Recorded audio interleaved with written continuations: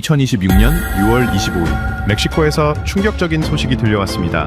홍명보호가 남아공에게 1대 0으로 패배했다는 소식이었죠. 전 세계 도박사와 전문가들은 경악했습니다. 비기기만 해도 32강에 진출할 수 있던 순간 한국 대표팀은 너무나도 무기력한 모습을 보여주고 말았습니다. 무더운 날씨 탓이었을까요?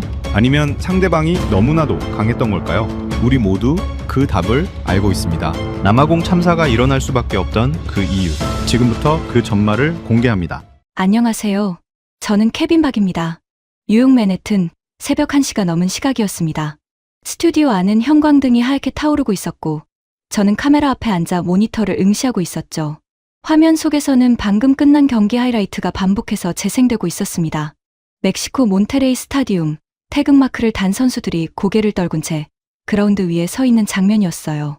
황인범이 무릎에 손을 짚고 숨을 고르는 모습, 이강인이 멍하니 허공을 바라보는 눈빛, 그리고 손흥민이 교체 투입 후 혼신을 다했지만 결국 아무것도 바꾸지 못한 채 경기가 끝나는 장면까지 저는 그 화면들을 멈추지 않고 내내 봤습니다.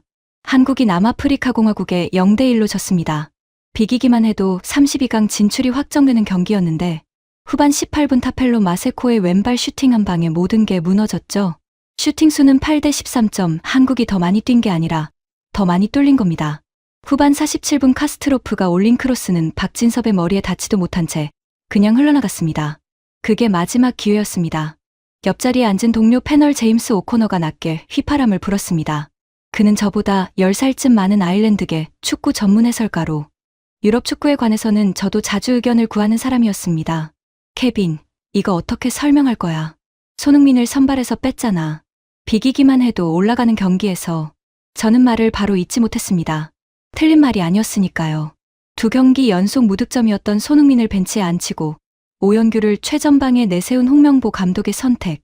저도 중계 전에 선발 명단을 보고 2번을 다시 확인했습니다. 파격이라기엔 너무 생경한 결정이었어요. 물론 전술적 의도가 없었던 건 아니었겠죠. 오연규의 전방 압박을 활용해 남아공 수비를 흔들어 보려 했던 거라고 이해할 수도 있었습니다. 하지만 결과는 달랐습니다. 반대편 자리에 앉은 마르코 페레이라도 고개를 저으며 끼어들었습니다. 그는 브라질 출신으로 남미 축구 분석에 강한 패널이었는데 오늘따라 표정이 유독 무거웠습니다. 솔직히 말하면 저는 경기 내내 한국이 이기려는 건지 지지 않으려는 건지 모르겠더라고요. 수비하다가 공격하다가 방향이 없었어요. 저는 손등으로 턱을 괴며 모니터를 다시 바라봤습니다. 경기 후 인터뷰에서 홍명보 감독은 왜 게임 플랜이 안 풀렸는지 여전히 모르겠다고 했습니다. 그 말이 머릿속에서 계속 맴돌았어요. 감독 본인이 모르겠다고 했습니다. 경기가 끝난 뒤에도 프로듀서가 이어피스 너머로 말했습니다. 케빈, 생방 30초 전이에요. 저는 넥타이를 한번 고쳐매고 카메라를 똑바로 바라봤습니다. 손끝이 조금 차가웠습니다. 오늘 밤 단순히 경기 결과를 분석하는 자리가 아니라는 걸 이미 알고 있었습니다. 이건 한 경기의 패배에 관한 이야기가 아니었으니까요. 이 패배는 어디선가 시작된 겁니다. 훨씬 이전부터 훨씬 더 깊은 곳에서 큐사인이 떨어졌습니다. 큐사인과 동시에 스튜디오 안의 공기가 달라졌습니다. 카메라 앞에 앉은 세 사람 모두 자세를 고쳐 잡았고 조명이 한층 밝아지면서 모니터 속 경기 화면이 배경으로 깔렸습니다. 제가 먼저 입을 열었습니다. 오늘 새벽 멕시코 몬테레이에서 한국이 남아프리카 공화국에 0대1로 졌습니다. 비기기만 해도 32강이 확정되는 경기였습니다. 결과적으로 한국은 자력 진출에 실패했고 지금 이 순간 다른 조 경기 결과를 기다려야 하는 상황에 놓였습니다. 잠깐 숨을 고르고 이어갔습니다. 저는 오늘 이 자리에서 한 가지 질문을 계속 붙들고 싶습니다. 이 패배, 과연 오늘 시작된 걸까요? 제임스가 팔짱을 끼며 낮게 말했습니다.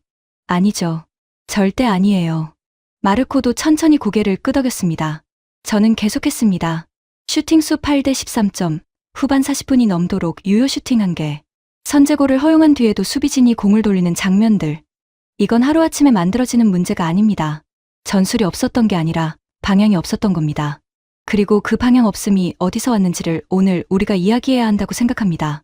제임스가 몸을 앞으로 기울이며 말을 받았습니다. 케빈, 내가 유럽에서 축구를 오래 봐왔는데 감독이 경기 후 인터뷰에서 왜 게임 플랜이 안 풀렸는지 모르겠다고 하는 건 정말 드문 일이에요. 그건 겸손한 게 아니에요. 준비가 안 돼 있다는 뜻입니다. 그 말이 스튜디오 안에 조용히 가라앉았습니다. 저는 반박하지 않았습니다. 반박할 수가 없었으니까요. 마르코가 자료 화면을 가리키며 끼어들었습니다. 남아공 감독 휴고 브로스는 경기 전날 이미 인터뷰에서 한국 분석이 끝났다고 했어요. 한국이 예상한 대로 나왔다고, 전술적으로 원하던 대로 됐다고 경기 후에 말했죠. 준비한 팀이 이겼습니다. 그게 전부예요. 저는 그 말을 들으면서 등줄기가 서늘해지는 걸 느꼈습니다. 이긴 팀이 더 잘 분석했습니다. 더 잘 준비했습니다. 그것뿐이었습니다. 그런데 진 팀의 감독은 왜 졌는지 모른다고 했습니다. 결국 오늘 우리가 이야기할 건 이겁니다. 저는 카메라를 똑바로 보며 말했습니다. 한국 축구의 이 문제는 그라운드 위에서 시작된 게 아닙니다. 선수들 탓이 아닙니다. 손흥민이 부진해서도 아니고 이강인의 슈팅이 빗나가서도 아닙니다. 이 문제는 훨씬 윗선에서 훨씬 이전에 시작됐습니다. 그리고 그 시작점을 짚지 않으면 이 패배는 앞으로도 반복됩니다. 제임스가 나지막하게 말했습니다. 그럼 거기서부터 시작하죠. 스튜디오 안이 잠시 조용해졌습니다. 모니터에는 경기 종료 후 고개를 떨군 한국 선수들의 모습이 다시 흘러나오고 있었습니다. 저는 그 화면을 보면서 생각했습니다. 저 선수들은 최선을 다했습니다. 문제는 다른 곳에 있었습니다. 그 다른 곳이 어디인지 오늘 밤 끝까지 파고들어야 했습니다. 본격적인 분석에 들어가기 전에 저는 잠깐 흐름을 정리했습니다. 시청자들이 오늘 대화를 제대로 따라오려면 먼저 그림 전체를 봐야 했으니까요. 자, 먼저 이번 월드컵에서 한국이 걸어온 길을 한번 짚어보겠습니다. 화면에 조별리그 결과표가 떴습니다. A조, 멕시코, 체코, 한국, 남아프리카 공화국. 저는 천천히 읽어 내려갔습니다. 1차전 체코전, 한국은 극적인 역전승을 거뒀습니다. 경기 내내 끌려다니다 후반 막판에 뒤집은 승리였죠. 팬들은 열광했지만 저는 그 경기를 보면서 솔직히 불안했습니다. 이기긴 했는데 이긴 방식이 마음에 걸렸습니다. 지배한 게 아니라 버티다 터진 경기였으니까요. 2차전 멕시코전, 한국은 후반 43분이 되어서야 유효 슈팅이 나왔습니다. 결국 졌습니다. 그리고 오늘 남아공전, 0대1 패배, 1승 2패, 승점 3점, 조 3위. 48개국 체제로 확대된 이번 월드컵이 아니었다면 한국은 이미 짐을 쌌어야 합니다. 제임스가 쓴웃음을 지으며 말했습니다. 32개국 체제였으면 그냥 탈락이죠. 운이 좋았던 거예요. 어떻게 보면. 저는 고개를 끄덕이면서 다음 화면으로 넘겼습니다.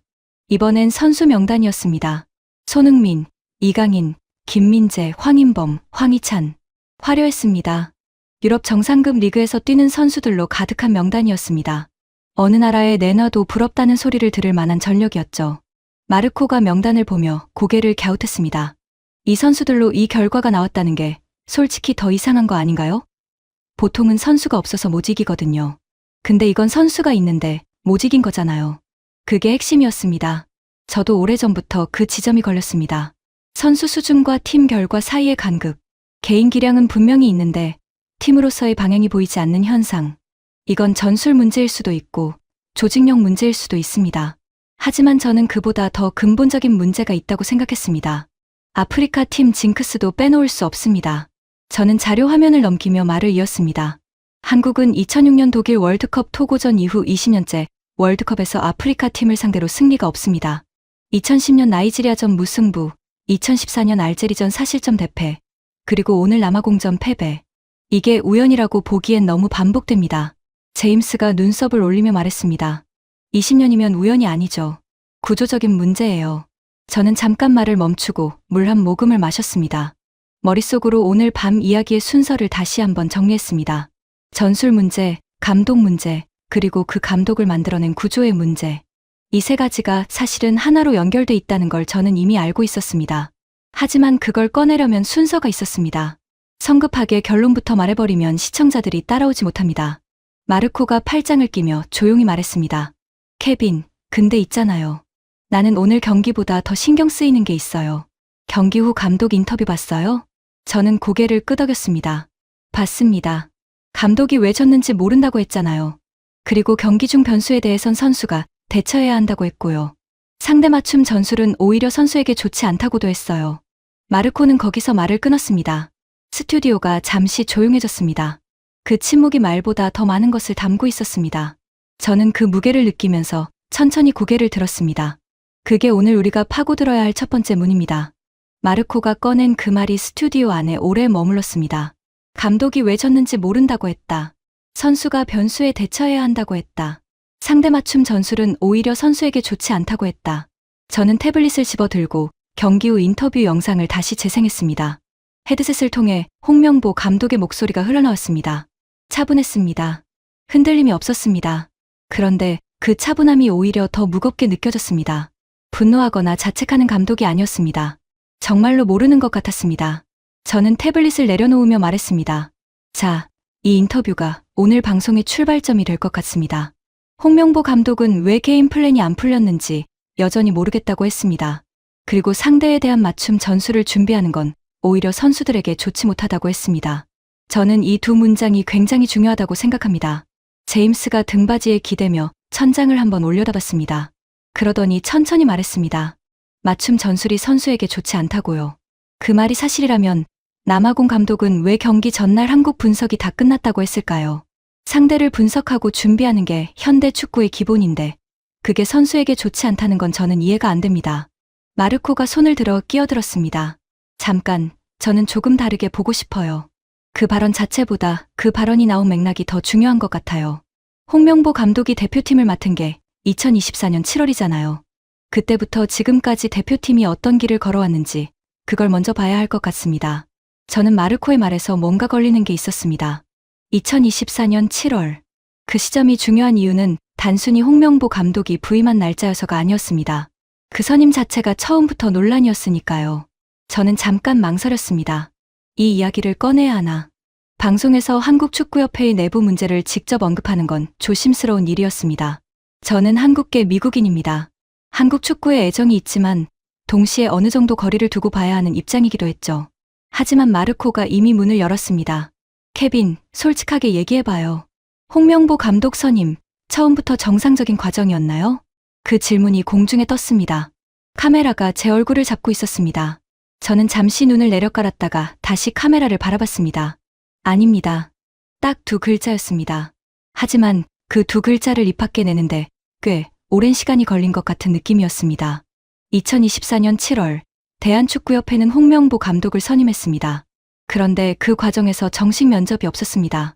전력강화위원회 위원장은 최종 후보를 추린 뒤 돌연 사퇴했고 권한이 넘어간 기술총괄이사가 직접 홍명보 감독을 찾아가 설득하는 방식으로 선임이 마무리됐습니다. 나중에 법원도 이 절차가 부적절했다고 판단했습니다. 제임스의 눈이 커졌습니다. 법원이요? 네. 서울행정법원이 선임 절차에 문제가 있었다고 인정했습니다. 그럼에도 협회는 끝까지 맞섰고 홍명보 감독 체제는 그대로 유지됐습니다. 스튜디오 안이 다시 무거워졌습니다. 마르코가 천천히 펜을 내려놓으며 말했습니다. 그럼 오늘 이 패배는 그라운드 밖에서 이미 예고된 거였을 수도 있겠네요.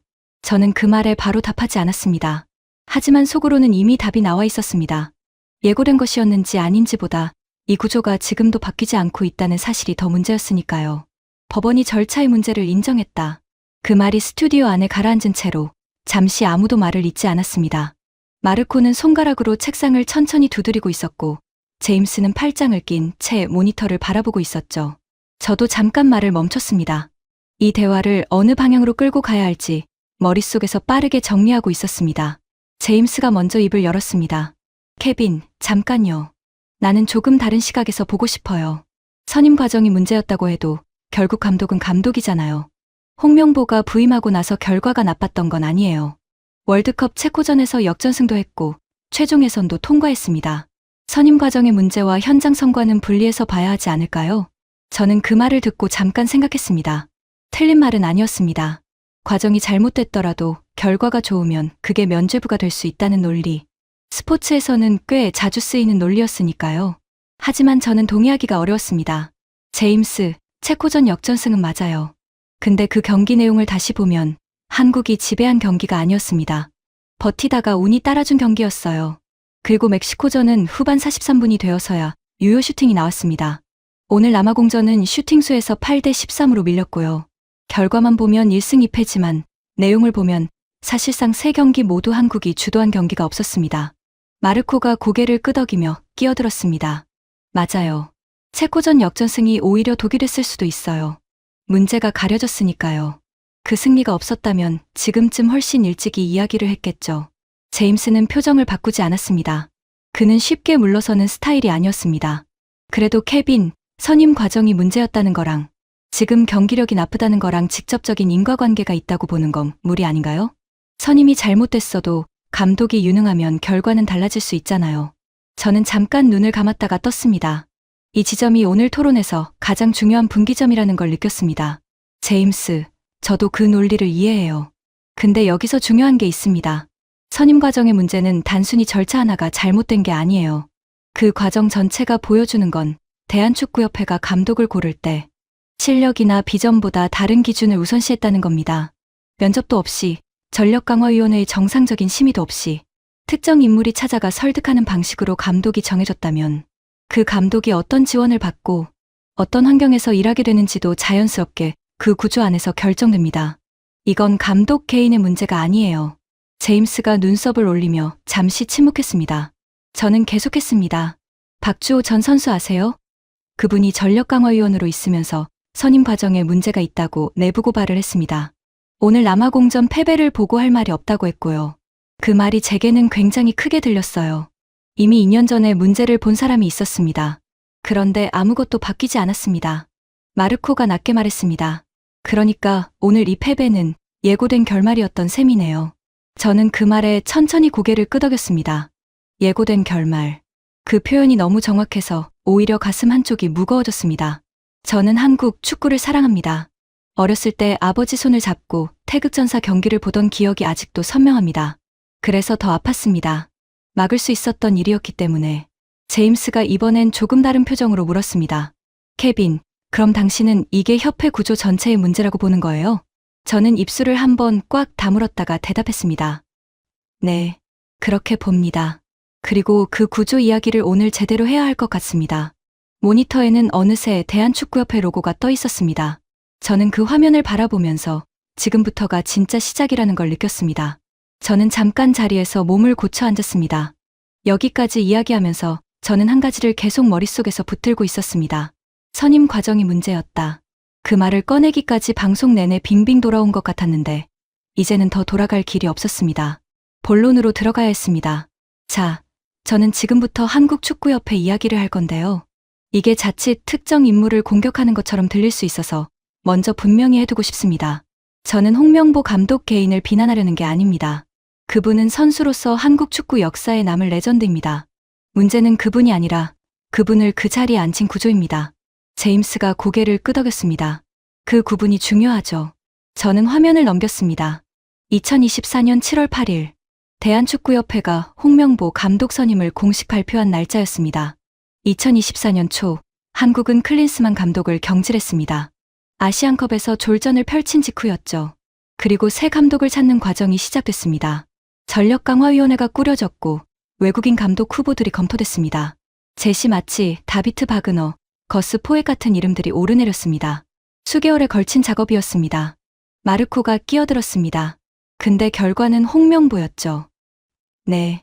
그런데 그 결과가 나오는 과정이 문제였습니다. 전력강화위원회가 최종 후보군을 압축한 뒤 위원장이 돌연 사퇴했습니다. 이후 선임 절차는 이임생 기술총괄이사에게 넘어갔고 이임생 이사가 직접 홍명보 감독을 찾아가 설득하는 방식으로 선임이 마무리됐습니다. 정식 면접은 없었습니다. 전력강화위원회에 충분한 심의도 없었습니다. 제임스가 미간을 찌푸렸습니다. 면접이 없었다고요? 국가대표팀 감독 선임의 면접이 없었다는 게 그게 말이 돼요? 말이 안 되죠. 그래서 문제가 된 겁니다. 나중에 문화체육관광부가 감사에 나섰고 협회회장을 비롯한 관계자들에 대한 중징계를 요구했습니다. 그리고 서울행정법원도 이 선임 절차가 부적절했다고 판단했습니다. 마르코가 천천히 말했습니다. 그럼 법원까지 문제를 인정한 건데 협회는 어떻게 했어요? 저는 잠깐 숨을 골랐습니다. 집행정지 신청을 내고 소송으로 맞섰습니다. 그리고 협회회장은 사선에 성공했습니다. 스튜디오 안이 조용해졌습니다. 제임스가 천천히 눈을 감았다가 떴습니다. 마르코는 펜을 손가락 사이에서 빙글빙글 돌리다가 멈췄습니다. 저는 계속했습니다. 당시 이임생 기술총괄이사는 선임 발표 자리에서 이렇게 말했습니다. 이번 감독 결정은 투명하게 절차대로 자신이 결정했다고요. 그런데 스포츠윤리센터가 나중에 확인한 바로는 홍명보 감독은 내부 평가에서 1순위가 아니었습니다. 전력강화위원장의 독단으로 1순위로 올라간 거였습니다. 제임스가 낮게 말했습니다. 1순위가 아니었는데 뽑혔다고요. 네. 마르코가 팔짱을 끼며 말했습니다. 그러면 도대체 누가 이 선임을 밀어붙인 거예요? 배우가 있다는 거잖아요. 저는 그 질문을 받고 잠깐 말을 멈췄습니다. 이 지점이 오늘 대화에서 가장 민감한 부분이었습니다. 중로는 협회 회장의 입김이 크게 작용했다는 쪽이었습니다. 이임생 이사가 정권을 위임받았다는 주장도 있었지만 실권도 제대로 없는 기술총괄이사가 혼자 이 결정을 내렸다고 믿는 사람은 거의 없었으니까요. 하지만 저는 특정 인물 한 명을 지목하는 방식으로 이야기를 끌고 가고 싶지 않았습니다. 그건 너무 쉬운 방식이었고 본질을 가리는 방식이기도 했습니다. 마르코, 배우를 한 명 지목하는 것보다 더 중요한 게 있어요. 이런 일이 가능한 구조가 있다는 겁니다. 면접도 없이, 위원회의 정상적인 심의도 없이, 법원이 문제라고 해도 끄떡없이 유지되는 구조. 그 구조가 오늘 패배를 만들어낸 진짜 원인입니다. 제임스가 천천히 몸을 앞으로 기울이며 말했습니다. 그 구조가 어디서 왔는지 이야기해야겠네요. 저는 고개를 끄덕였습니다. 그리고 다음 화면으로 손을 뻗었습니다. 지금부터가 진짜였습니다. 화면이 바뀌었습니다. 경기 장면이 아니었습니다. 2024년 9월 국회 문화체육관광위원회 현안질의 장면이었습니다. 홍명보 감독과 이임생 기술총괄이사 그리고 정몽규 협회회장이 나란히 앉아 의원들의 질문을 받는 장면이었죠. 국가대표팀 감독이 국회에 불려나온 이례적인 장면이었습니다.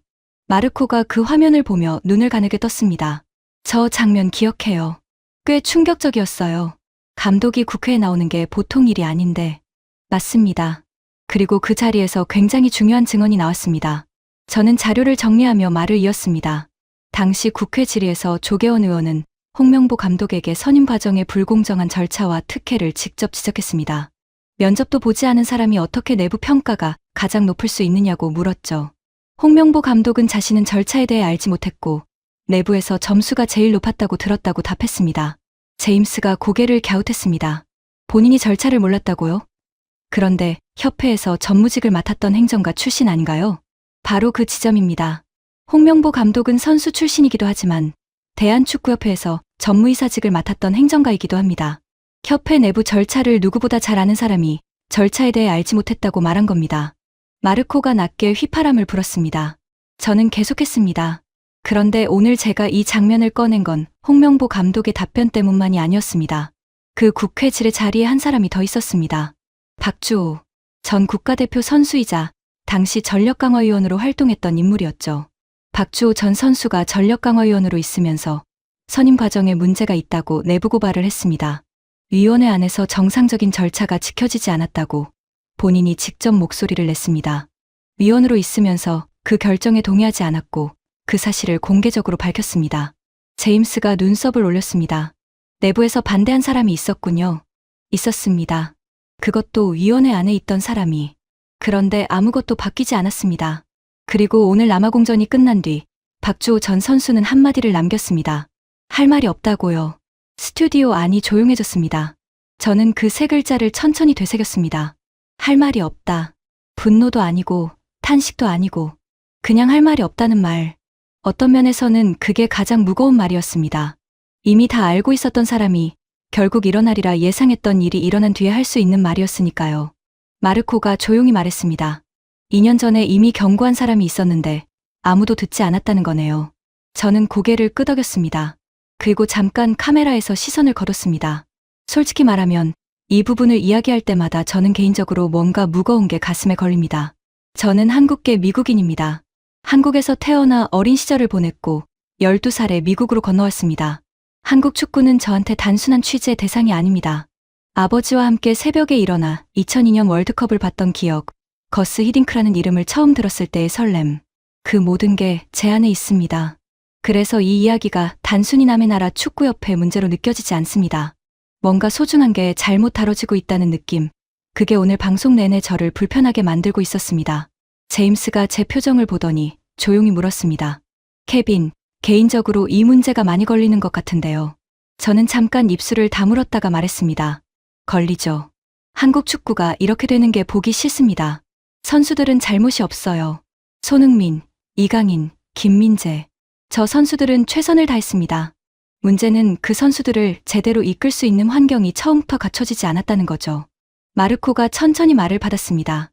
그 환경이 어떻게 만들어졌는지 이제 본격적으로 들어가야겠네요. 저는 고개를 들고 다음 화면을 띄웠습니다. 대한축구협회의 지배 구조. 숫자와 도표가 가득한 자료였습니다.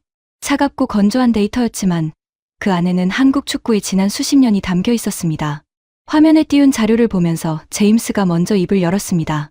케빈, 솔직히 말하면 저는 한국 축구협회 구조를 잘 몰라요. 유럽 축구는 어느 정도 알지만 아시아 축구협회 지배 구조는 생소한 부분이 많거든요. 기초부터 설명해 줄 수 있어요? 저는 오히려 그 말이 반가웠습니다. 오늘 방송을 보는 시청자들 중에도 같은 생각을 하는 분들이 분명히 있을 테니까요. 물론이죠. 자, 대한축구협회는 한국 축구 전반을 관할하는 기관입니다. 국가대표팀 운영은 물론이고 프로리그인 K리그 관련 업무, 유소년 축구 육성까지 사실상 한국 축구의 모든 것을 쥐고 있습니다. 그리고 이 협회를 이끄는 회장직은 선출직입니다. 회원단체들의 투표로 뽑히는 구조죠. 마르코가 끼어들었습니다. 선출직이면 민주적인 구조 아닌가요? 표면적으로는 그렇습니다. 그런데 문제는 그 투표권을 가진 회원단체의 구성입니다. 실제 축구 현장에 있는 사람들, 즉 선수나 감독, 일선 지도자들의 목소리가 구조적으로 약할 수밖에 없는 방식으로 짜여 있습니다. 반면 오랫동안 협회 안에서 자리를 잡아온 세력은 자연스럽게 영향력을 유지하게 됩니다. 정몽규 회장이 사선에 성공한 것도 이 구조 안에서 이해해야 합니다. 제임스가 눈을 가늘게 뜨며 말했습니다. 사선이면 몇 년이에요? 한 임기가 4년입니다. 사선이면 16년이죠. 제임스가 낮게 휘파람을 불었습니다. 마르코도 잠깐 말을 잃은 표정이었습니다. 저는 계속했습니다. 그리고 이 구조 안에서 반복적으로 나타나는 패턴이 있습니다. 외부에서 검증된 전문가를 데려오는 것보다 내부에서 익숙한 인물을 선택하는 경향입니다. 클린스만 사태가 터진 뒤에도 그랬습니다. 외국인 감독 후보들을 수개월 동안 검토했지만 결국 마지막 순간에 방향이 바뀌었습니다. 그리고 그 방향 전환이 정상적인 절차 없이 이루어졌습니다. 마르코가 자료 화면을 손가락으로 짚으며 말했습니다. 케빈, 근데 한 가지 더 물어보고 싶은 게 있어요. 감독 선임 문제 말고 전술적인 부분도 짚어봐야 하지 않을까요? 오늘 경기만 놓고 봐도 전술적으로 이해가 안 되는 장면들이 있었거든요. 저는 고개를 끄덕였습니다. 구조 이야기만 하다 보면 실제 경기 분석을 놓치게 됩니다. 둘은 연결돼 있으면서도 각각 짚어야 할 부분이 있었죠. 맞습니다. 오늘 경기 전술 이야기를 해보죠. 홍명보 감독은 이번 월드컵에서 3회, 4회, 3 포메이션을 주로 사용했습니다. 그런데 이 포메이션이 제대로 작동하려면 윙백의 활동량과 중원 장악이 핵심입니다. 오늘 경기에서 그 두 가지가 모두 흔들렸습니다. 제임스가 몸을 앞으로 당기며 물었습니다. 손흥민 선발 제외 결정은 어떻게 봐요? 저는 그게 제일 이해가 안 됐어요. 저는 잠깐 생각을 정리했습니다. 두 가지로 볼 수 있습니다. 하나는 순수하게 전술적 선택으로 보는 시각입니다. 두 경기 연속 무득점이었던 손흥민 대신 전방 압박이 강한 오현규를 내세워 남아공 수비를 초반부터 흔들어 보려는 의도였다고 볼 수 있죠. 실제로 전반 초반에는 어느 정도 효과가 있었습니다.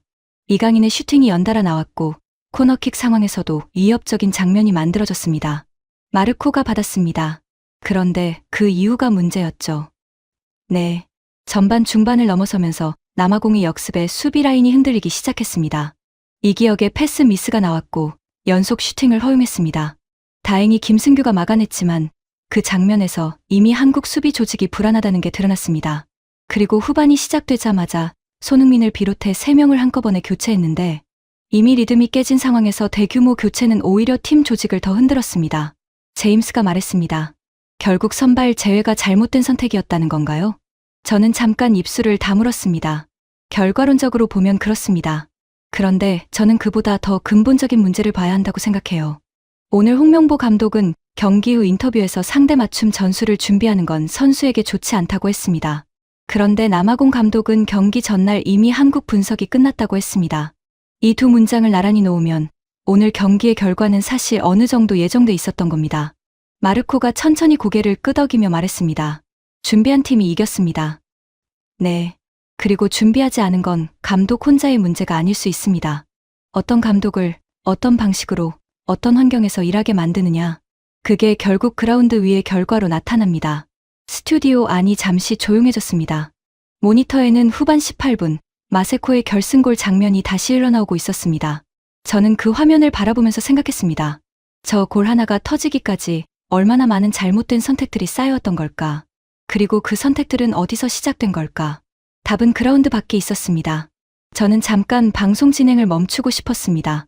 지금까지 협회 구조 이야기, 선임 과정 이야기, 전술 이야기를 했는데 이 세 가지가 사실은 하나의 뿌리에서 나왔다는 걸 정리해야 할 것 같았습니다. 시청자들도 같은 느낌을 받고 있을 것 같았으니까요. 잠깐 여기서 한번 정리해 보겠습니다. 저는 화면을 세 칸으로 나눴습니다. 왼쪽에는 선임 과정, 가운데는 협회 구조, 오른쪽에는 오늘 경기 결과, 그리고 세 칸을 하나의 화살표로 연결했습니다. 면접 없는 감독 선임, 법원이 부적절하다고 판단한 절차, 그럼에도 사선에 성공한 회장. 이게 왼쪽입니다. 그 구조 안에서 만들어진 대표팀이 월드컵에서 상대 맞춤 전술도 없이 경기에 나섰고, 감독은 왜 졌는지 모르겠다고 했습니다. 그게 오른쪽입니다. 그리고 그 두 개를 연결하는 게 가운데, 대한축구협회의 지배 구조입니다. 제임스가 팔짱을 끼며 천천히 말했습니다. 그렇게 놓고 보니까 선이 보이네요. 마르코가 화면을 바라보며 말했습니다. 케빈, 그런데 저는 한 가지 더 궁금한 게 있어요. 이 구조, 언제부터 이렇게 된 건가요? 갑자기 생긴 문제는 아닐 것 같아서요. 저는 그 질문을 기다리고 있었습니다. 갑자기 생긴 문제가 아닙니다. 2014년으로 거슬러 올라가야 합니다. 화면이 바뀌었습니다. 브라질 월드컵. 태극마크를 단 선수들이 알제리에 2대4로 무너지는 장면이었습니다. 그 경기에서 한국은 아프리카 팀에게 월드컵 본선 최초로 4실점 이상을 허용한 팀이 됐습니다. 그리고 그 경기를 이끈 감독이 홍명보였습니다. 마르코가 눈을 크게 뜨며 말했습니다. 잠깐, 그때도 홍명보였어요? 네. 홍명보 감독의 첫 번째 대표팀이었습니다. 당시에도 선임 과정에서 잡음이 있었습니다. 그리고 브라질 월드컵에서 1무 2패로 조별리그를 탈락한 뒤 감독직에서 물러났습니다. 그로부터 10년 뒤 같은 인물이 다시 같은 자리에 앉았습니다. 제임스가 낮게 말했습니다. 10년 뒤에 다시. 그렇습니다. 그런데 흥미로운 건 그 사이에 한국 대표팀은 파울로 벤투 감독 체제에서 나름의 성과를 냈습니다. 2022년 카타르 월드컵에서 16강에 올랐고 조직력 있는 축구를 보여줬습니다. 선수들이 전술을 이해하고 움직이는 모습이 있었습니다. 그런데 클린스만 감독 사태를 거쳐 다시 원점으로 돌아온 느낌입니다. 마르코가 손으로 턱을 괴며 말했습니다. 벤투 감독은 어떻게 선임됐어요? 저는 잠깐 쓴웃음이 나왔습니다. 김판곤 당시 전력강화위원장이 체계적인 절차를 밟아서 데려온 경우입니다. 후보군을 정하고 면접을 보고 비전을 확인하는 과정을 거쳤습니다. 그리고 4년 동안 안정적으로 팀을 운영했습니다. 재미있는 건 나중에 김판곤 위원장이 개인적으로 이런 말을 했다고 합니다. 대한민국 대표팀 감독을 뽑는 게 어려운 이유는 홍명보가 정답인데 홍명보를 뽑을 수 없기 때문에 벌어지는 문제들이 많다고요. 제임스가 눈썹을 올렸습니다. 그게 무슨 뜻이에요? 협회 안에 홍명보를 감독으로 앉히고 싶어하는 세력이 오래전부터 있었다는 뜻으로 해석할 수 있습니다. 벤투 감독 시절에도 그 흐름이 완전히 사라진 게 아니었던 거죠. 그리고 클린스만 사태가 터지면서 그 흐름이 표면 위로 올라온 겁니다. 마르코가 천천히 말했습니다. 그러니까 오늘 이 패배는 어제 오늘의 문제가 아니라 10년 넘게 이어져 온 구조적 흐름의 결과라는 거네요. 저는 고개를 끄덕였습니다. 그리고 잠깐 말을 멈추고 화면을 바라봤습니다. 2014년 브라질, 2024년 선임 논란, 2026년 몬테레이. 점들이 하나의 선으로 이어지고 있었습니다. 그때 제임스가 조용히 물었습니다. 케빈, 그럼 이제 어디로 가야 해요? 한국 축구는... 저는 그 질문에 바로 답하지 않았습니다. 솔직히 그 순간 답이 쉽게 나오지 않았습니다. 방향은 보였습니다. 하지만 그 방향으로 가려면 먼저 직면해야 할 것들이 있었습니다. 아직 꺼내지 못한 이야기들이 있었습니다. 그리고 그 이야기들은 지금부터가 시작이었습니다. 저는 천천히 입을 열었습니다. 그 답을 찾으려면 먼저 한 가지를 더 봐야 합니다. 저는 새 화면을 띄웠습니다. 숫자들이 가득한 자료였습니다. 한국 축구 국가대표팀의 역대 감독 목록과 그 선임 방식, 재임 기간, 그리고 성적. 저는 이 자료를 오늘 방송 전에 2시간 넘게 들여다봤습니다. 보면 볼수록 한 가지 패턴이 선명하게 보였습니다. 자, 여기를 보시면요. 한국 대표팀이 좋은 성과를 냈을 때와 그렇지 않았을 때를 나눠보면 차이가 하나 있습니다. 성과가 좋았던 시기에는 감독에게 충분한 시간과 권한이 주어졌습니다. 히딩크 감독이 그랬고 벤투 감독이 그랬습니다. 반면 성과가 나빴던 시기에는 감독이 협회에 입김해서 자유롭지 못했습니다. 제임스가 자료를 들여다보며 말했습니다. 히딩크는 외국인이었고 협회가 쉽게 건드리지 못했겠죠. 계약 조건도 달랐을 테고. 맞습니다. 그리고 벤투도 마찬가지였습니다. 외국인 감독은 어느 정도 독립적인 운영이 보장됐습니다. 그런데 국내 감독을 선임할 때는 달랐습니다. 협회와 감독 사이의 경계가 흐릿해지는 경향이 있었습니다. 마르코가 끼어들었습니다. 그게 꼭 나쁜 건 아니지 않나요? 소통이 잘 된다는 뜻일 수도 있잖아요. 저는 고개를 저었습니다. 소통과 간섭은 다릅니다. 감독이 전술적 판단을 내릴 때, 선수 선발을 결정할 때, 그 과정에 협회의 입김이 들어오기 시작하면 팀은 흔들립니다. 그리고 그 흔들림은 그라운드 위에서 반드시 나타납니다. 제임스가 천천히 말했습니다. 케빈, 그런데 협회의 간섭이 실제로 있었다는 증거가 있어요? 저는 잠깐 숨을 들이쉬었습니다. 이 부분이 조심스러웠습니다. 직접적인 증거를 들이밀기보다는 드러난 사실들을 연결하는 방식으로 이야기해야 했습니다. 직접적인 증거라기보다는 드러난 정황들이 있습니다. 예를 들어 홍명보 감독은 부임 이후 코치진을 새로 꾸려야 했는데 한국인 코치뿐 아니라 외국인 코치 2명도 새로운 인물들로 채워야 했습니다. 감독과 호흡을 맞춰본 적 없는 코치진입니다. 게다가 그 외국인 코치들은 유럽에 체류하면서 대표팀 소집 때만 한국에 들어오는 방식으로 운영됐습니다. 마르코가 눈을 가늘게 떴습니다. 재택근무 코치요? 사실상 그렇습니다. 감독과 코치진이 평소에 함께 훈련하고 분석하고 소통해야 팀이 완성됩니다. 그런데 그 기본적인 조건이 갖춰지지 않았습니다. 그리고 이건 감독이 혼자 결정할 수 있는 문제가 아닙니다. 협회의 지원 구조 안에서 이루어지는 일입니다. 제임스가 조용히 말했습니다. 그러니까 처음부터 이기기 어려운 환경이었다는 거네요. 저는 고개를 끄덕였습니다. 그리고 잠깐 말을 멈추고 물을 한 모금 마셨습니다. 목이 조금 탔습니다. 방송을 시작한 지 2시간이 다 돼가고 있었습니다. 그런데 저는 여기서 한 가지를 더 짚고 싶습니다. 이 모든 문제가 불거졌을 때 한국 사회의 반응이 어땠냐는 겁니다. 선임 논란이 터졌을 때, 국회 질의가 열렸을 때, 법원이 절차의 문제를 인정했을 때, 한국 팬들과 언론은 분명히 목소리를 높였습니다. 그런데 바뀐 게 없었습니다. 마르코가 손을 들었습니다. 그게 더 무서운 거 아닌가요? 여론이 있었는데도 바뀌지 않았다는 게 맞습니다. 그리고 그게 이 구조가 얼마나 단단히 굳어져 있는지를 보여줍니다. 팬들이 분노하고 전문가들이 비판하고 심지어 법원이 문제를 인정해도 협회는 집행정지 신청을 내고 소송으로 맞서면서 그 자리를 지켰습니다. 그리고 회장은 사선에 성공했습니다. 제임스가 천천히 말했습니다. 책임지는 사람이 없는 구조네요. 그 한 문장이 오늘 방송에서 제가 하고 싶었던 말의 핵심이었습니다. 저는 잠깐 그 말의 무게를 느꼈습니다. 책임지는 사람이 없는 구조. 감독이 왜 졌는지 모르겠다고 하고 협회는 법원 판결에도 소송으로 맞서고 회장은 사선에 성공합니다. 그리고 선수들은 고개를 떨군 채 그라운드에 서 있습니다. 마르코가 낮게 말했습니다. 케빈, 그럼 이 구조 안에서 가장 피해를 입은 건 누구예요? 저는 망설임 없이 대답했습니다. 선수들입니다. 그리고 한국 축구를 사랑하는 팬들이죠. 스튜디오 안이 다시 무거워졌습니다. 모니터에는 경기가 끝난 뒤 그라운드에 주저앉은 이강인의 모습이 떠 있었습니다. 23, 세계 최고 리그에서 뛰는 선수가 고개를 감싸 쥐고 있었습니다. 저는 그 화면을 보면서 뭔가 목이 메는 느낌이 들었습니다. 그때 제임스가 조용히 말했습니다. 케빈, 이게 계속 이렇게 가면 어떻게 될 것 같아요? 한국 축구. 저는 그 질문에 바로 답하지 못했습니다. 머릿속에 여러 생각이 동시에 스쳤습니다. 그리고 그중 한 가지 생각이 다른 것들을 밀어내며 선명하게 자리를 잡았습니다. 이대로 가면 손흥민 다음 세대가 문제라는 생각이었습니다. 그 이야기를 해야 할 것 같습니다. 저는 새 화면을 띄우려고 손을 뻗었습니다. 그런데 그 순간 이어피스 너머로 프로듀서의 목소리가 들렸습니다. 케빈, 지금 한국에서 실시간 반응이 폭발적으로 올라오고 있어요. 소셜미디어 댓글이 수만 개씩 달리고 있고 협회 해체를 요구하는 목소리가 급격히 커지고 있습니다. 저는 손을 멈췄습니다. 그리고 제임스와 마르코를 번갈아 바라봤습니다. 그라운드 밖에서도 뭔가가 끓어오르고 있었습니다. 한국에서 실시간 반응이 폭발하고 있다는 말을 들었을 때 저는 잠깐 화면을 확인했습니다. 프로듀서 말이 맞았습니다.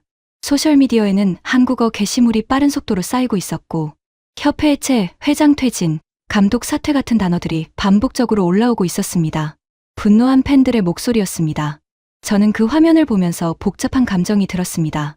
당연한 반응이었습니다. 하지만 동시에 걱정도 됐습니다. 이 분노가 제대로 된 방향으로 흘러가지 않으면 결국 또 흐지부지 될 수 있다는 걸 알고 있었으니까요. 한국 축구 팬들은 이전에도 여러 번 분노했습니다. 그리고 그때마다 구조는 바뀌지 않았습니다. 마르코가 소셜미디어 화면을 들여다보며 말했습니다. 협회 해체라는 말이 많이 보이네요. 그게 현실적으로 가능한 건가요? 저는 고개를 저었습니다. 현실적으로 쉽지 않습니다. 대한축구협회는 국제축구연맹 산하기관입니다. 국제축구연맹 규정상 정부나 외부 세력이 협회 운영에 직접 개입하는 것을 금지하고 있습니다. 만약 정부가 강제로 협회를 해산하거나 개입하면 국제축구연맹이 한국 축구를 국제대회에서 자격 정지시킬 수 있습니다. 그게 더 큰 문제가 됩니다. 제임스가 눈썹을 올렸습니다. 그러면 팬들이 아무리 분노해도 구조를 바꾸기가 어렵다는 거네요. 어렵습니다. 그게 이 문제의 가장 답답한 지점입니다. 외부에서 강제로 바꿀 수 없고 내부에서 바꾸려면 결국 협회 안에서 목소리를 낼 수 있는 사람들이 움직여야 합니다. 그런데 그 구조 자체가 변화에 저항하도록 설계돼 있습니다. 마르코가 팔짱을 끼며 낮게 말했습니다. 완벽한 함정이네요. 저는 그 말이 가슴에 와서 박혔습니다. 완벽한 함정. 팬들이 분노해도, 전문가들이 비판해도, 법원이 문제를 인정해도 국제 규정이라는 벽 때문에 외부에서 강제로 바꿀 수 없는 구조. 그리고 내부에서 바꾸려면 그 구조의 수혜자들이 스스로 무너져야 하는데 그들이 자진해서 무너질 이유가 없는 구조. 저는 잠깐 눈을 감았습니다. 사실 이 지점에서 저는 방송을 하면서 처음으로 개인적인 감정이 올라오는 걸 느꼈습니다. 저는 이 일을 오래 해왔습니다. 스포츠 애널리스트로서 여러 나라의 축구협회 문제를 다뤄봤습니다. 아르헨티나의 협회 부패 문제, 이탈리아의 승부 조작 사건, 잉글랜드의 지배 구조 개편 논쟁. 그 모든 케이스를 어느 정도 거리를 두고 분석할 수 있었습니다. 그런데 오늘은 달랐습니다. 저는 12살에 미국으로 왔습니다. 한국을 떠나온 뒤에도 한국 축구는 제가 고향과 연결되는 통로 같은 거였어요. 2002년 월드컵 때 아버지와 함께 새벽에 일어나 경기를 봤던 기억이 있습니다. 그때 히딩크 감독이 만들어낸 팀을 보면서 좋은 리더십이 사람들을 어떻게 바꿔놓는지를 처음 제대로 느꼈습니다. 그리고 그게 제가 스포츠 분석가로 일하게 된 이유 중 하나이기도 합니다.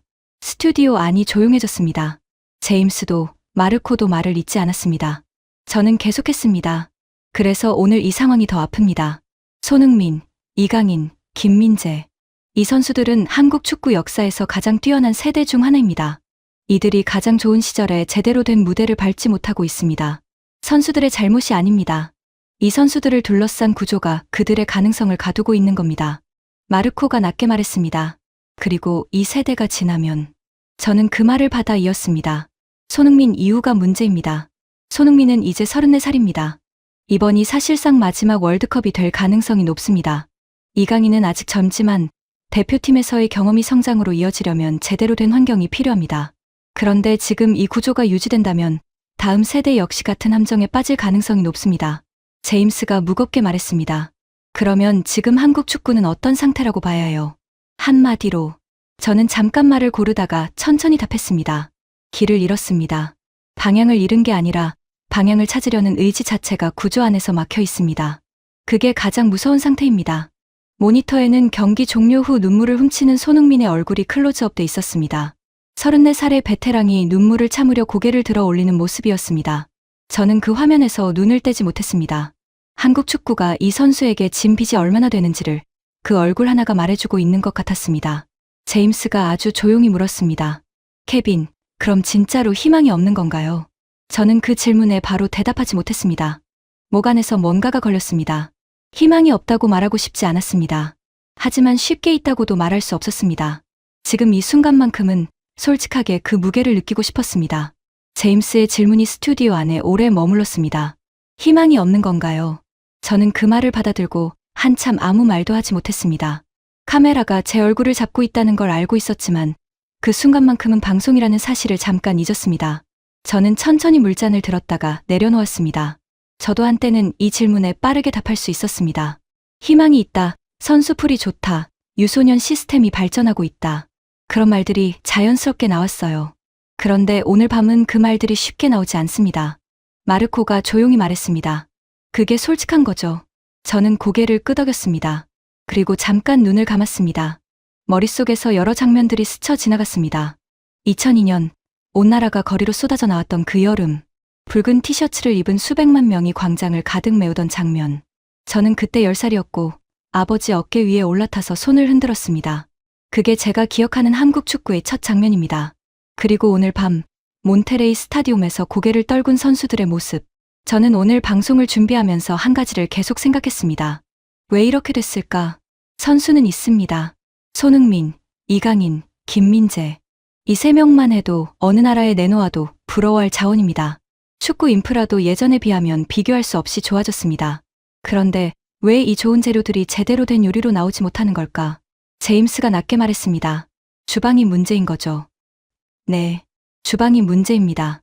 그리고 그 주방을 바꾸려면 지금 주방을 쥐고 있는 사람들이 스스로 내려와야 합니다. 그런데 그들에게는 내려올 이유가 없습니다. 사선을 해도 자리가 유지됩니다. 법원이 절차의 문제를 인정해도 소송으로 맞서면 됩니다. 팬들이 분노해도 국제축구연맹 규정이라는 방패가 있습니다. 마르코가 천장을 한번 올려다봤습니다. 그러더니 낮게 말했습니다. 이거 축구 문제만이 아닌 것 같아요. 사실 저는 그 말에 멈칫했습니다. 마르코가 브라질 사람 눈으로 이 상황을 보고 있다는 게 느껴졌습니다. 브라질도 축구협회 부패와 지배구조 문제로 오랫동안 홍역을 치른 나라였으니까요. 맞습니다. 이건 한국 스포츠 행정 전반의 문제이기도 하고 더 넓게 보면 책임지지 않아도 되는 구조가 어떤 결과를 만들어내는지를 보여주는 사례이기도 합니다. 축구가 그 결과를 가장 선명하게 드러내고 있을 뿐이에요. 제임스가 팔짱을 끼며 말했습니다. 케빈, 그러면 당신 개인적으로는 어때요? 한국계로서 오늘 이 상황을 보면서 저는 잠깐 입술을 다물었습니다. 방송에서 개인 감정을 너무 앞세우는 건 좋지 않다는 걸 알고 있었습니다. 하지만 오늘만큼은 그 선을 조금 넘어도 될 것 같았습니다. 솔직히 말하면 화가 납니다. 그런데 그 화가 누군가 한 명을 향한 게 아니에요. 이렇게 될 수 있었던 상황에 대한 화입니다. 막을 수 있었습니다. 2024년에 제대로 된 절차를 밟아서 검증된 감독을 데려왔다면 달랐을 겁니다. 박주호 전 선수가 내부 고발을 했을 때 협회가 귀를 기울였다면 달랐을 겁니다. 법원이 절차의 문제를 인정했을 때 진지하게 받아들였다면 달랐을 겁니다. 매 순간마다 다른 선택을 할 수 있었는데 그 선택들이 모두 같은 방향으로 흘렀습니다. 마르코가 조용히 말했습니다. 그리고 그 결과가 오늘 밤 몬테레이에서 나왔고요. 네, 스튜디오 안이 다시 조용해졌습니다. 저는 모니터를 바라봤습니다. 화면에는 경기가 끝난 뒤 황인범이 기자 앞에 서 있는 장면이 나오고 있었습니다. 죄송합니다. 라는 말과 함께 고개를 숙이는 장면이었습니다. 저는 그 모습을 보면서 가슴 한쪽이 무너지는 느낌이 들었습니다. 황인범은 잘못이 없습니다. 그가 죄송하다고 말할 이유가 없습니다.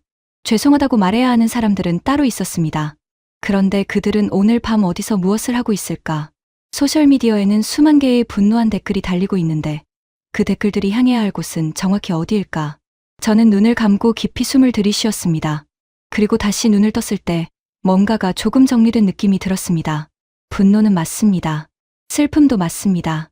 하지만 거기서 멈추면 안 됩니다. 이 감정들이 방향을 찾아야 합니다. 구체적인 변화로 이어져야 합니다. 그리고 그 변화가 가능하려면 먼저 무엇이 바뀌어야 하는지를 정확하게 짚어야 했습니다. 저는 천천히 고개를 들었습니다. 제임스, 마르코. 저는 지금까지 문제를 이야기했습니다. 이제 답을 이야기할 차례입니다. 쉽지 않을 겁니다. 하지만 없는 답이 아닙니다. 제임스가 처음으로 작게 웃었습니다. 오늘 밤 방송 내내 처음 보는 웃음이었습니다. 그 말 기다리고 있었어요. 저는 자료 화면을 새로 띄웠습니다. 이번엔 다른 나라 이야기였습니다. 독일, 스페인, 포르투갈. 한때 위기를 겪었지만 구조를 바꿔서 다시 일어선 나라들이었습니다. 답을 찾으려면 먼저 성공한 사례를 봐야 합니다. 한국만 이런 문제를 겪은 게 아닙니다. 그리고 그 문제를 극복한 나라들이 있습니다. 제임스가 몸을 앞으로 당기며 말했습니다.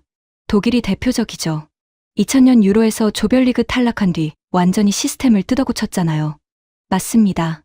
독일은 그 참패 이후 축구협회가 스스로 진단을 내렸습니다.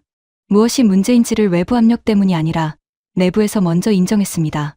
그리고 유소년 시스템 전면 개편, 감독 선임 기준 정립, 클럽과 대표팀의 유기적 연결 구조 구축, 이 세 가지를 동시에 추진했습니다. 결과가 나오는데 12년이 걸렸습니다. 2014년 브라질 월드컵 우승이 그 12년의 산물입니다. 마르코가 끼어들었습니다. 스페인도 비슷하지 않나요? 2000년대 초반까지만 해도 스페인은 항상 기대에 못 미치는 팀이었는데 스페인도 그랬습니다. 개인 기량은 넘쳤는데 팀으로서의 방향이 없었습니다. 그런데 루이스 아라고네스 감독이 부임하면서 완전히 달라졌습니다. 그 변화의 핵심은 전술 철학의 통일이었습니다. 대표팀과 클럽팀이 같은 언어로 축구를 이야기하기 시작했습니다. 바르셀로나의 점유율 축구가 대표팀으로 자연스럽게 이어졌죠. 그리고 그 연결고리를 만든 건 감독 혼자가 아니라 협회가 그 방향을 지지하고 유지해줬기 때문에 가능했습니다. 제임스가 천천히 말했습니다. 결국 협회가 감독을 믿고 기다려줬다는 거네요. 그렇습니다. 그리고 그게 한국 축구의 가장 부족한 부분입니다. 한국은 성과가 나오지 않으면 바로 감독을 바꿉니다. 클린스만을 경질하고 홍명보를 데려왔습니다. 그 과정에서 팀이 쌓아온 것들이 리셋됩니다. 선수들은 매번 새로운 감독의 전술에 적응해야 하고 그 적응이 끝나기도 전에 또 바뀝니다. 마르코가 고개를 끄덕이며 말했습니다. 포르투갈도 언급하셨는데 포르투갈은 어떤 경우예요? 저는 잠깐 미소가 나왔습니다. 포르투갈 이야기를 꺼낸 건 마르코에게도 의미 있는 사례가 될 것 같았기 때문이었습니다. 포르투갈은 조금 다른 각도에서 볼 수 있습니다.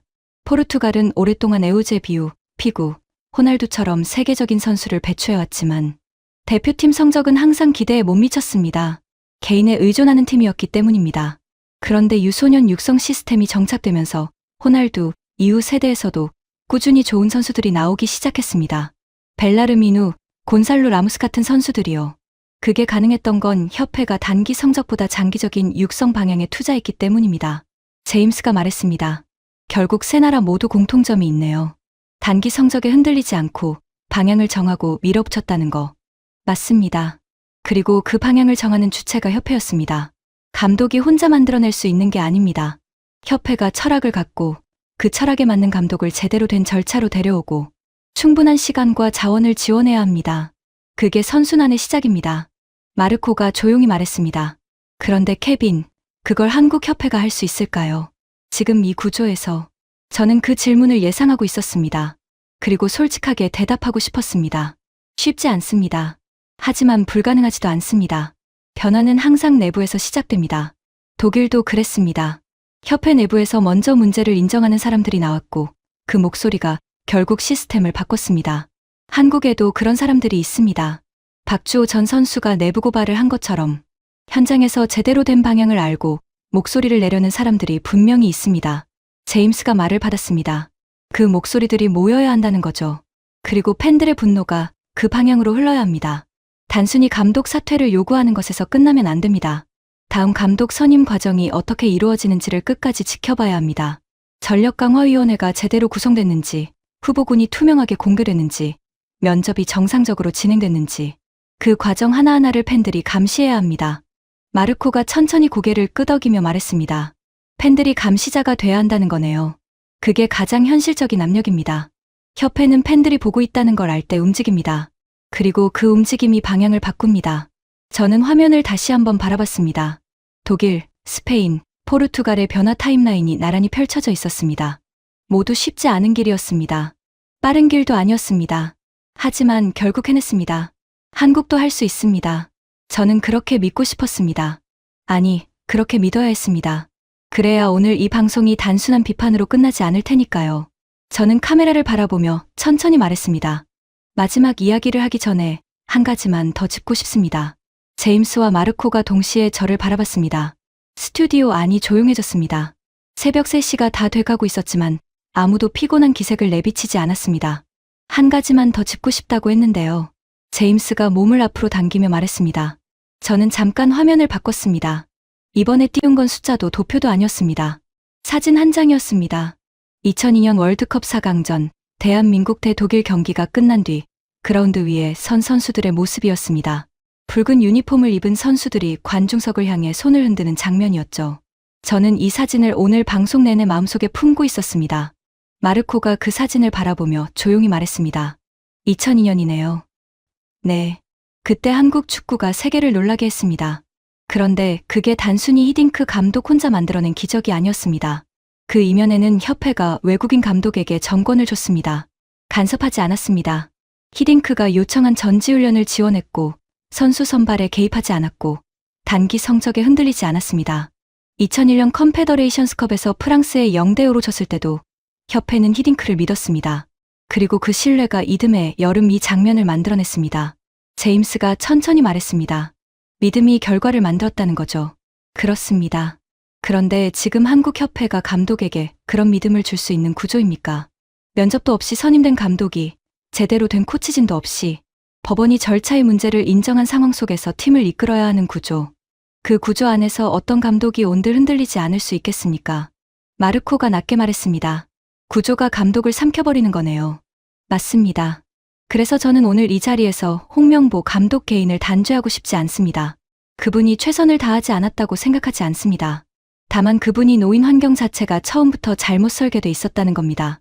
그리고 그 설계를 바꾸지 않으면 다음 감독도 같은 함정에 빠집니다. 제임스가 팔짱을 끼며 말했습니다. 그러면 구체적으로 뭐가 바뀌어야 해요? 케빈이 생각하는 가장 중요한 변화가 뭐예요? 저는 잠깐 생각을 정리했습니다. 오늘 방송 내내 이 질문의 답을 머릿속에서 다듬어왔습니다. 세 가지입니다. 첫째, 감독 선임 과정의 투명성입니다. 전력강화위원회가 제대로 된 권한을 갖고 독립적으로 운영돼야 합니다. 후보군 공개, 면접 절차 공개, 최종 결정 근거 공개. 이 세 가지가 표준이 돼야 합니다. 이건 어렵지 않습니다. 이미 벤투 감독 선임 때 김판곤 위원장이 보여준 선례가 있습니다. 마르코가 고개를 끄덕였습니다. 저는 계속했습니다. 둘째, 감독에 대한 실질적인 지원입니다. 코치진 구성에서 감독의 의사가 반영돼야 합니다. 감독이 함께 일해본, 서로 신뢰하는 코치진과 함께 와야 합니다. 히딩크가 그랬고 벤투가 그랬습니다. 감독 혼자 새로운 코치진과 처음부터 호흡을 맞추면서 월드컵을 준비하는 건 처음부터 불리한 싸움입니다. 제임스가 말을 받았습니다. 셋째는요? 저는 잠깐 숨을 고르고 말했습니다. 셋째는 시간입니다. 충분한 시간을 줘야 합니다. 단기 성적에 흔들리지 말아야 합니다. 독일이 12년이 걸렸습니다. 스페인도 마찬가지였습니다. 한국 팬들이 빠른 결과를 원하는 마음은 이해합니다. 하지만 제대로 된 방향을 잡고 그 방향을 밀어붙이려면 시간이 필요합니다. 그리고 그 시간을 버텨주는 건 협회의 역할입니다. 스튜디오 안이 잠시 조용해졌습니다. 저는 카메라를 바라보며 말을 이었습니다. 그리고 이 세 가지보다 더 근본적인 게 있습니다. 한국 팬들이 이 과정을 끝까지 지켜봐야 합니다. 오늘 밤 분노한 그 에너지가 내일이면 사그라들면 안 됩니다. 다음 감독 선임 과정이 시작될 때 그 과정이 투명하게 이루어지고 있는지를 끝까지 추적해야 합니다. 언론이 그 역할을 해야 하고 팬들이 그 언론을 지지해야 합니다. 마르코가 천천히 말했습니다. 결국 팬들이 바뀌어야 협회도 바뀐다는 거네요. 팬들이 바뀌는 게 아니라 팬들이 힘을 갖는 겁니다. 한국 축구 팬들의 열정은 세계 어디에 내놓아도 뒤지지 않습니다. 그 열정이 경기장 응원에서 끝나는 게 아니라 협회를 감시하고 변화를 요구하는 방향으로 흘러야 합니다. 그게 진짜 팬심입니다. 제임스가 잠깐 생각하는 표정으로 있다가 말했습니다. 케빈, 오늘 방송 내내 당신이 한국 축구에 대해 얼마나 깊이 생각하는지가 느껴졌어요. 한국계 미국인으로서 이 문제를 이렇게 파고드는 게 쉽지 않았을 것 같은데. 저는 잠깐 웃음이 나왔습니다. 오늘 밤 처음으로 나오는 웃음이었습니다. 쉽지 않았습니다. 그런데 이건 제가 해야 하는 이야기였습니다. 사랑하는 것의 문제를 직면하는 게 사랑하지 않는 척 외면하는 것보다 훨씬 낫습니다. 저는 한국 축구를 사랑합니다. 그래서 오늘 이 이야기를 했습니다. 마르코가 조용히 말했습니다. 그리고 이 이야기가 한국에 닿았으면 좋겠네요. 저는 고개를 끄덕였습니다. 모니터에는 2002년 사진과 오늘 밤 몬테레이 사진이 나란히 떠 있었습니다. 붉은 유니폼을 입고 환호하는 선수들과 고개를 떨군 선수들. 두 장면 사이에는 24년이라는 시간이 있었습니다. 그 시간 동안 한국 축구는 올라가기도 하고 내려오기도 했습니다. 하지만 저는 알고 있었습니다. 저 두 장면 사이의 거리는 시간의 문제가 아니라 선택의 문제라는 걸. 어떤 구조를 만들고 어떤 사람을 그 자리에 앉히고 어떤 방향으로 나아갈 것인지를 선택하는 문제라는 걸. 그리고 그 선택은 지금 이 순간에도 가능합니다. 새벽 3시가 넘어 있었습니다. 저는 마지막으로 카메라를 바라봤습니다. 오늘 이 방송이 한국 어딘가에서 누군가에게 닿기를, 그 누군가가 내일 작은 변화를 만들어내기를 바라면서 방송이 끝났습니다. 큐 사인이 꺼지는 순간 스튜디오 안의 공기가 달라졌습니다. 조명이 한 단계 낮아졌고 카메라 뒤에 서 있던 스태프들이 천천히 움직이기 시작했습니다. 제임스는 등받이에 깊이 기대며 긴 숨을 내쉬었고 마르코는 책상 위에 흩어진 자료들을 천천히 모으고 있었습니다. 저는 한동안 그 자리에서 움직이지 않았습니다. 새벽 3시 반이었습니다. 프로듀서가 이어피스 너머로 말했습니다. 케빈, 오늘 방송 반응이 엄청납니다. 한국 시간으로 오후인데 소셜미디어에서 클립이 빠르게 퍼지고 있어요. 한국 언론에서도 연락이 오고 있고요. 저는 그 말을 들으면서도 크게 실감이 나지 않았습니다. 방송이 끝나고 나면 항상 이런 순간이 옵니다. 2시간 넘게 쏟아냈던 말들이 갑자기 텅 빈 공간처럼 느껴지는 순간. 내가 오늘 제대로 이야기했나? 필요한 말을 했나? 빠뜨린 게 있지는 않나? 제임스가 넥타이를 느슨하게 풀면서 말했습니다. 케빈, 오늘 쉽지 않은 이야기를 했어요. 수고했습니다.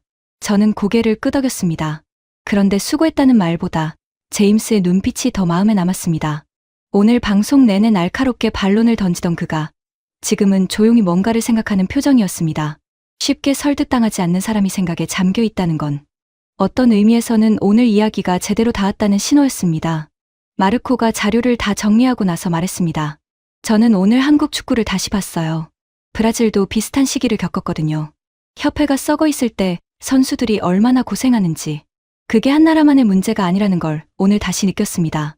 저는 마르코를 바라보며 잠깐 생각했습니다. 오늘 방송을 준비하면서 저는 이게 한국만의 이야기라고 생각했습니다. 그런데 마르코의 말처럼 이건 어느 나라에서나 반복되는 이야기였습니다. 권력이 구조 안에 고이면 그 구조가 가장 순수하게 노력하는 사람들을 삼킨다는 이야기, 그리고 그 피해가 결국 선수들과 팬들에게 돌아간다는 이야기. 저는 자리에서 천천히 일어났습니다. 그리고 창문 쪽으로 걸어갔습니다. 맨해튼의 새벽이 유리창 너머로 펼쳐져 있었습니다. 빌딩들 사이로 가로등 불빛이 번지고 있었고 이른 새벽 택시 한 대가 천천히 지나가는 게 보였습니다. 도시는 조용했습니다. 하지만 저는 알고 있었습니다. 지금 이 순간 한국에서는 수많은 사람들이 잠을 이루지 못하고 있을 거라는 걸. 축구 때문에 잠 못 드는 사람들, 분노해서, 실망해서, 혹은 그래도 아직 포기하지 못해서. 저는 그 사람들을 생각하면서 유리창에 이마를 살짝 기댔습니다. 차가운 감촉이 느껴졌습니다. 머릿속이 조금 맑아지는 느낌이었습니다. 오늘 방송에서 저는 문제를 이야기했습니다. 구조를 이야기했습니다. 그리고 변화의 가능성을 이야기했습니다. 하지만 솔직하게 말하면 그 변화가 실제로 일어날지는 모릅니다. 한국축구협회가 오늘 밤 이 방송을 보고 내일 아침 달라질 거라고 생각하지 않습니다. 구조는 그렇게 쉽게 바뀌지 않습니다. 그런데도 이 이야기를 해야 했습니다. 왜냐하면 변화는 항상 누군가 말을 꺼내는 것에서 시작되니까요. 2024년에 박주호 전 선수가 내부 고발을 했을 때 당장 아무것도 바뀌지 않았습니다. 하지만 그 목소리는 기록으로 남았습니다. 오늘 밤 수만 개의 댓글이 달리는 것도 기록으로 남습니다. 그리고 이 방송도 기록으로 남습니다. 변화는 그 기록들이 쌓여서 임계점을 넘을 때 일어납니다. 독일이 그랬습니다. 스페인이 그랬습니다. 포르투갈이 그랬습니다. 저는 창문에서 몸을 떼고 다시 스튜디오 안을 바라봤습니다. 제임스는 이미 외투를 걸치고 있었고 마르코는 스태프와 가볍게 이야기를 나누고 있었습니다. 조명이 꺼지고 있었습니다. 오늘 밤 방송이 완전히 마무리되고 있었습니다. 저는 마지막으로 모니터를 바라봤습니다. 화면에는 오늘 방송 내내 제 시선을 붙잡았던 두 장면이 나란히 떠 있었습니다. 2002년 여름, 붉은 유니폼을 입고 환호하는 선수들. 그리고 2026년 6월, 몬테레이 스타디움에서 고개를 떨군 선수들. 저는 그 두 장면을 한참 바라봤습니다. 두 장면 사이의 거리는 24년이었습니다. 하지만 그 거리는 시간이 만든 게 아니었습니다. 선택이 만든 거였습니다. 어떤 구조를 만들 것인지, 누구를 그 자리에 앉힐 것인지, 어떤 방향으로 나아갈 것인지. 그 선택들이 쌓여서 지금 이 두 장면 사이의 거리가 생긴 겁니다. 그리고 그 거리는 다시 좁혀질 수 있습니다. 다음 선택이 달라지면 됩니다. 저는 외투를 집어들었습니다. 스튜디오를 나서면서 마지막으로 한 번 더 모니터를 돌아봤습니다. 화면이 꺼지고 있었습니다. 저는 그 꺼져가는 화면을 바라보면서 조용히 중얼거렸습니다. 부탁입니다. 제발 이번엔 달라지길. 맨해튼의 새벽거리로 나섰습니다. 공기가 차가웠습니다. 멀리서 새벽 첫차 소리가 들려왔습니다. 저는 그 소리를 들으며 걸음을 옮겼습니다. 한국의 아침이 시작되고 있을 시간이었습니다. 2026년 6월 25일 새벽, 한국은 남아프리카 공화국에 0대1로 졌습니다. 비기기만 해도 32강이 확정되는 경기였습니다. 슈팅수 8대 13점, 후반 40분이 넘도록 유효 슈팅 1개, 그리고 경기 후 감독의 한마디. 왜 게임 플랜이 안 풀렸는지 여전히 모르겠다고요. 이 영상은 그 패배를 다룹니다. 하지만 경기 분석 영상이 아닙니다. 저는 이 이야기를 가상의 한국계 미국인 스포츠 애널리스트 케빈 박의 시선으로 풀었습니다. 케빈 박은 실존하지 않는 인물입니다. 제임스 오코너도 마르코 페레이라도 마찬가지입니다. 이들이 나누는 대화와 방송 상황은 모두 픽션입니다. 하지만 그 대화 안에 담긴 사실들은 다릅니다.